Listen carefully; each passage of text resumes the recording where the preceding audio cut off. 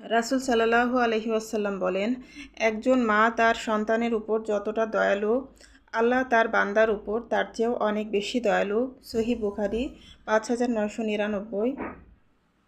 আসসালামু আলাইকুম আমার প্রিয় আপু ভাইয়ারা, আপনারা সবাই কেমন আছেন? আশা করছি আল্লাহ তাআলার অশেষ রহমতে আপনারা সবাই অনেক ভালো আছেন। আমরাও আলহামদুলিল্লাহ আল্লাহ তাআলার অশেষ রহমতে ভালোই আছি। তো নতুন আরেকটি ভিডিও নিয়ে আপনাদের মাঝে চলে এলাম। আজকের ভিডিওটা আমি সকাল থেকে শুরু করেছি। তো এখন আমি নাস্তা তৈরি করে নিতেছি, আর আজকেও পরোটা বানাচ্ছি। তো পরোটার সাথে গত ভিডিওতে দেখিয়েছিলাম যে কালাভুনা রান্না করেছিলাম। তো সেই কালাভুনাটা অল্প একটু আছে, একদমই সামান্য। তো সেটুকু গরম করে এখন আমার হাজব্যান্ডকে নাস্তা দিয়ে দিব। তো উনি নাস্তাটা করে নিয়ে তারপর চলে যাবেন আমার ভাসুরের ওখানে হসপিটালে। তো আমার ভাসুরকে দেখতে আমরাও গিয়েছিলাম গতকালকে। তো মোটামুটি এখন ভালোই আছেন আলহামদুলিল্লাহ। তো এই তো আমি পরোটা তৈরি করে নিয়ে তারপরে এই যে কালাভুনাটা দেখুন কত, মানে একদমই অল্প আছে। তো আমার হাজব্যান্ডকে দিয়ে দিব। তো উনি এখন নাস্তা করে নেবেন, আর এগুলোর সাথে আমি ডিম পোস্ট করে নিব। তো ডিম পোস্ট দিয়ে আর কালাভুনা দিয়ে আর পরোটা দিয়ে ওনাকে নাস্তা দিয়ে দিব। তো উনি নাস্তা করে চলে যাবেন, তারপরে আমিও নাস্তাটা করে নিব। তো এই তো আমি ডিম পোস্টটা এখন করে নিতেছি। আর আমার প্রিয় প্রিয় আপু ভাইয়াদের উদ্দেশ্যে আমি সেই কথাটা মনে করিয়ে দিই যে আমার প্রিয় প্রিয় আপু ভাইয়ারা যারা আমার ভিডিওটি দেখা শুরু করেছেন তারা আমার ভিডিওতে একটা লাইক দিয়ে প্লিজ ভিডিওটি কন্টিনিউ করুন। আর যারা এখনও পর্যন্ত আমার চ্যানেলটি সাবস্ক্রাইব করেননি, তো আমার প্রিয় আপু ভাইয়ারা, আপনাদের কাছে যদি আমার ভিডিও ভালো লাগে তো আপনারা চাইলে আমার চ্যানেলটি সাবস্ক্রাইব করে আমার বন্ধু হয়ে আমার চ্যানেলের সাথে থেকে যেতে পারেন, আর আমাকে একটু সাপোর্ট করতে পারেন। আমিও ইনশাল্লাহ আপনাদেরকে সাপোর্ট করব। আর যারা আমাকে সাপোর্ট করতেছেন তাই সে সমস্ত আপু ভাইদের প্রতি থাকবে অসংখ্য অসংখ্য ধন্যবাদ এবং কৃতজ্ঞতা। তো এই তো আমি আমার নিজের নাস্তাটাও এখন রেডি করে নিতেছি, আর আমার হাজব্যান্ড নাস্তা করে চলে গিয়েছেন। আর এখন এই যে আমি নাস্তাটাও করে নিব। আর আমার বাচ্চাদের আজকে পরীক্ষা নেই, তো এই কারণে ওরা অনেকটাই লেট করে উঠবে। তো ওরা এখন ওঠেনি, ওঠার পরে ওরাও নাস্তা করে নিবে। তো এই তো আমি এখানে পরোটা বানিয়ে নিয়েছি, আর এখানে যে আমি ডিমটাও ভাজি করে নিলাম, আর এগুলো দিয়ে আমি নাস্তা করে নিব। তো নাস্তা করে নিয়ে তারপর আমি এই যে চাটা বানিয়ে নিয়ে আমার বেডে চলে এসেছি। আর আমার বেডের এই জানালার কাছে বসে বসে আমি এখন চাটা খেয়ে নিব। আর আমার কাছে আমার বেডরুমে বসে চা খেতে অনেক বেশি ভালো লাগে, কারণ জানালা দিয়ে অনেক সুন্দর আর কি দৃশ্যগুলো দেখা যায়, বাইরের পরিবেশটা দেখা যায়। তো তার জন্যই আর কি। তো আজকে মোটামুটি ভালোই রোদ উঠেছে, তো রোদের কারণে বেশ ভালোই লাগছিল আবহাওয়াটা, আর অনেক সুন্দর বাতাস ছিল। তো এখানে এই যে যে গাছটা আমি আপনাদের একটু দেখাবো, এই গাছটা কিন্তু কদম ফুলের গাছ। তো এই কদম ফুলের গাছটা কিন্তু আগে অনেক সুন্দর কদম ফুল ফুটতো, তো আমরা দেখতাম। কিন্তু এখন এই যে বিল্ডিংটা হয়েছে, তো বিল্ডিংটার কারণে কিন্তু এখন আর কদম ফুল দেখা যায় না। তো যাই হোক, এখন এই যে আমি চাটা খেয়ে নিয়ে তারপরে আমি রান্না শুরু করে দিব। তো এই তো আমি কিচেনে চলে এসেছি, আর যা যা রান্না করব আমি সব কিছু রেডি করে নিয়েছি। তো এখানে এই যে আমি মুরগির মাংস দিয়ে আলু দিয়ে রান্না করব, আর এই যে বেলে মাছ ভুনা করব, আর এখানে এই যে ছোটো মাছ দিয়ে আর পটল দিয়ে চচ্চড়ি করব। তো এই তো এইগুলোই আমি আজকে দুপুরের জন্য রান্না করে নিব। তো এখানে এই যে আমি মাছগুলো ভাজতে দিয়ে দিয়েছি, আমি হালকা করে মাছগুলো ভেজে নিব। তো এই ছোটো মাছের চচ্চড়ি রান্নাটা আমি অনেকবারই আপনাদের সাথে শেয়ার করেছি, তো তারপরেও আবারও শেয়ার করতেছি, কারণ আমার কাছে এই চচ্চড়ির তরকারিটা খেতে ভীষণ ভালো লাগে। যেমন এই যে এই ছোটো মাছ দিয়ে, তারপরে পটল দিয়ে, অথবা ছোটো মাছ দিয়ে আলু দিয়ে চিকন চিকন করে আলু কেটে, তারপরে ফ্রোজেন যে জলপাই আছে, তো সেই জলপাই দিয়ে, তো এইগুলো দিয়ে আর কি চচ্চড়ি করলে আমার কাছে আবার এটা অনেক বেশি প্রিয়। তো এই তো আমি এখন এই যে মুরগির তরকারিটা বসিয়ে দিব। তো এখানে যে আমি দুইটা তেজপাতা দিয়ে দিলাম, আর এখানে যে আমি বাটা মশলা দিয়ে দিলাম। তো বাটা মশলার মধ্যে বেশ কয়েক ধরনের মশলাই আছে। তো ওই দিন আমি কালাভুনার মধ্যে যে মশলাটা দিয়েছিলাম, তো সেখান থেকে কিছুটা মশলা ছিল।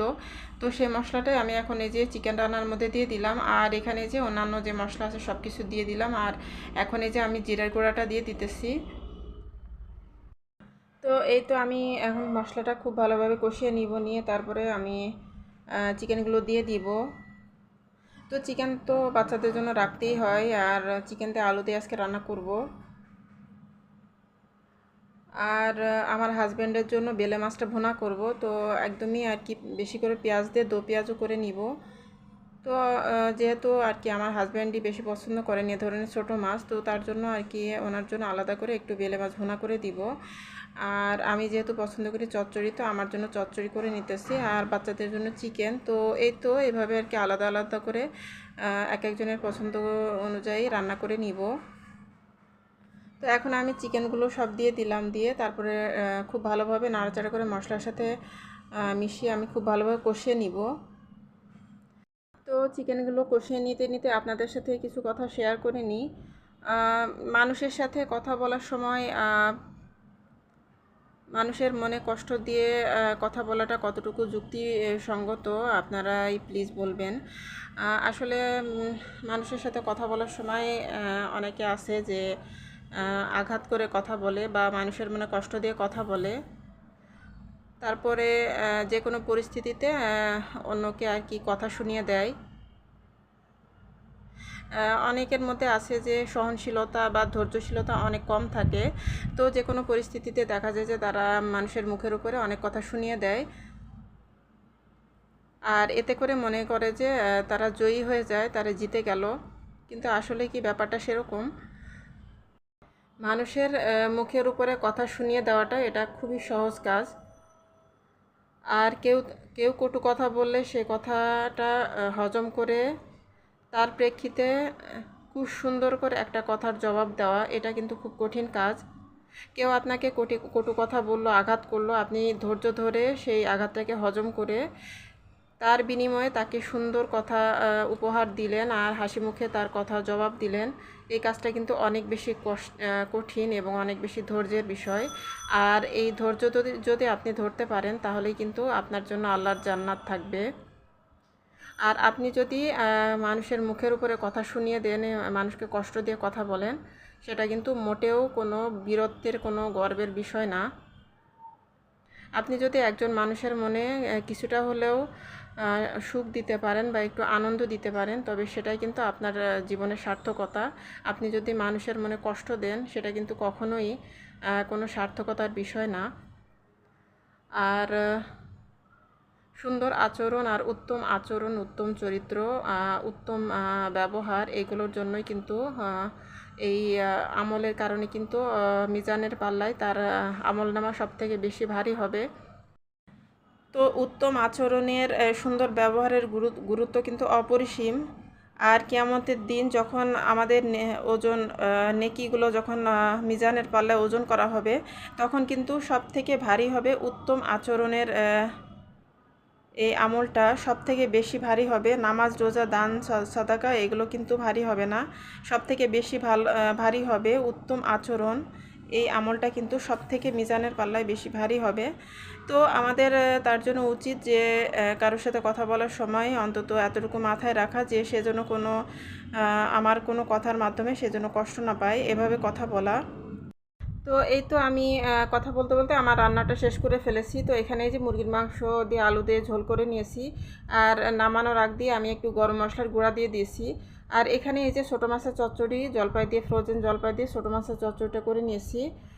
আর বেলে মাছ ভুনাটা এখনও হয়নি, তো ওটা চুলায় আছে, চুলায় আমি বসিয়ে দিয়েছি, তো ওইদিকে হতেছে। আর এখানে যে আমার মেয়ে খেয়ে নিবে এখন।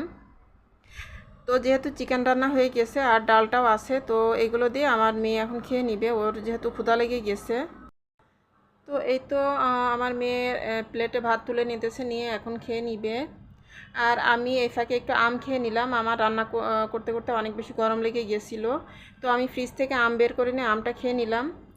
তো এখানে এই যে আমি বেলে মাছটা ভুনা করে নিতেছি। তো এই তো আমার বেলে মাছটা ভুনা করে নেওয়া হয়ে গেছে। তো এই তো এই ছিল আমাদের দুপুরে রান্নাবান্না। আর সন্ধ্যার পরে আমি বাচ্চাদেরকে হালকা পাতলা নাস্তা দিয়ে দিব। তো এই তো সন্ধ্যার পরে আমি আম কেটে নিয়েছি আর বাচ্চাদেরকে এখন আম দিয়ে দিতেছি। আর এটা হাড়ি ভাঙা আম, আর হাড়ি ভাঙা আমটা খেতে তো অনেক বেশি মজা, আমার হাজব্যান্ডেরও অনেক বেশি পছন্দ। তো বাচ্চাদেরকে আম দিয়ে দিলাম, আর সেই সাথে আমি বাচ্চাদের জন্য পরোটা বানিয়ে দিব। তো যেহেতু চিকেন ছিল, দুপুরের চিকেন, তো সন্ধ্যার নাস্তার জন্য আজকে ভাবলাম যে দুজনের জন্য দুইটা পরোটা বানিয়ে দিই। তো আমার 2 মেয়ের জন্য 2টা পরোটা বানিয়ে দিতেছি। আর এখানে এই যে আমি পরোটাগুলো এখন ভেজে নিতেছি। তো এইগুলো দিয়ে আমার মেয়েরা নাস্তা করে নিবে, হালকা পাতলা আর কি ওদের নাস্তা হয়ে যাবে। তো এখানে এই যে চিকেন দিয়ে ওরা পরোটা খেয়ে নিবে। তো আমার ছোটো মেয়েকে আমি দিয়ে দিয়েছি, আর এখানে যে আমার বড় মেয়েও নিয়ে নিবে। তো দুজনের জন্য আর কি 2টা পরোটা বানিয়ে দিয়ে দিয়েছি। তো এই তো আজকের মতো এতটুকুনি ছিল আমার ভিডিওতে। আপনারা সবাই ভালো থাকবেন। আল্লাহ হাফেজ, আসসালামু আলাইকুম।